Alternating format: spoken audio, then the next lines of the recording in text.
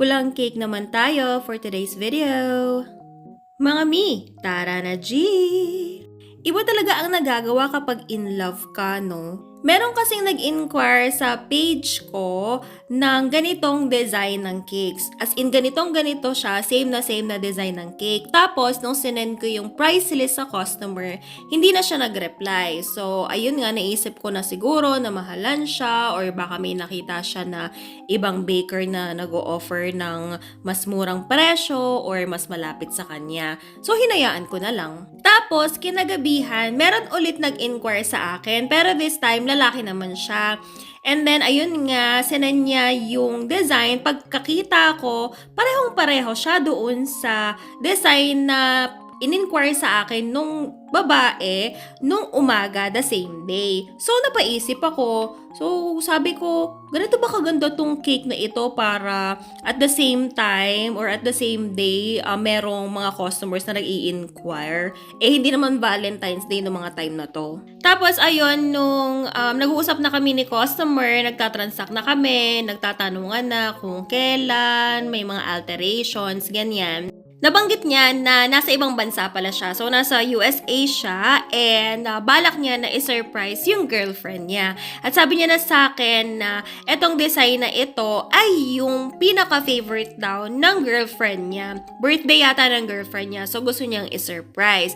So, napaisip ako, yung nag-inquire sa akin nung umaga is yung girlfriend niya. Tapos nabanggit sa akin ni sir na sabi daw sa kanya ng girlfriend niya kung balak daw niya na bilhan ng cake si girlfriend sa birthday niya, gusto niya daw is sa akin siya bumili or mag-order. And etong design nga na ito. O diba, bonggahan, nakaka-touch talaga. Amazing! Napaka-smooth lang talaga ng transaction namin ni sir. And ramdam na ramdam ko talaga yung effort niya para dun sa girlfriend niya. Tapos, nagpadagdag siya ng 6 pieces na cupcake na red din. O diba, bonggahan. Tapos, ayun nga, nung dineliver na namin yung cake doon sa address ng girl, nakita ko yung happiness niya. Pinicturean ko yung expression ng girl tapos sinend ko kay customer. Kaya tuwang-tuwa siya. Diba? Iba talaga yung nagagawa kapag in love ka. Yung effort, yung gusto mong mapangiti at mapasaya yung mahal mo sa buhay kahit nasa malayong lugar ka para lang maiparamdam mo sa kanila kung gaano mo sila kamahal. O diba? Sa simpleng cake lang, cupcakes, simpleng sorpresa or greetings man lang, 'di ba? At least napaparamdam natin sa mahal natin sa buhay kung gaano sila kaimportante sa atin. Isa ito sa kinatutuwa ko talaga as a home baker. Syempre, 'di ba? Madalas yung mga order sa akin is pang surprise. Ayan, yung iba pag sinasagot na nila yung mga naniligaw sa kanila, actually iba't ibang klaseng love story na talaga ang dumaan sa akin. At gusto ko silang ikwento pa isa-isa every time na maipopost natin yung mga cake orders nila. Kaya abangan niyo yan. Grabe talaga, nakakakilig as in. Anyway, ayun na nga.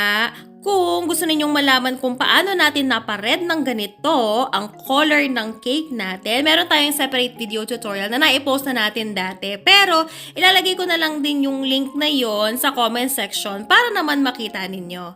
At ito na ang final result! O diba, ang syala ng cake natin, napakasarap tingnan sa mga mata. And that's it for today. See you on our next video. Bye!